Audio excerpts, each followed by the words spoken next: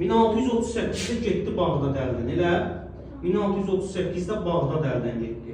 Və nəticə etibarilə müharibənin nəticəsində hansı müqavilə bağlandı? Qəsr-i-Şirin sülh müqaviləsi. 1639. İndi də görün, Qəsr-i-Şirin sülh müqaviləsinin nəticəsi nədir?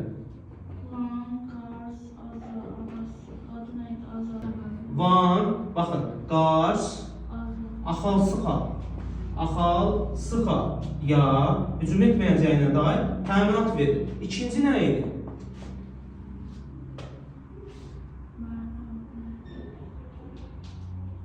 Əsasən, bunu Binül-Amasya'nın müqavilə tərkibi kimi də qeyd edə bilərik. Amma Abbas 622-623-də haralar tutmuşdu? Bağdadı, Kərbəlanı, Nəcəfi, Mosulu və Şərqi Anadolu kimi bölgələri qaytarır, yenidən verir. Əsasən qeyd elədiyimiz kimi Osmanlıya. Bağdad, Kərbəlan, Nəcəf, Mosul. Başa düşdük?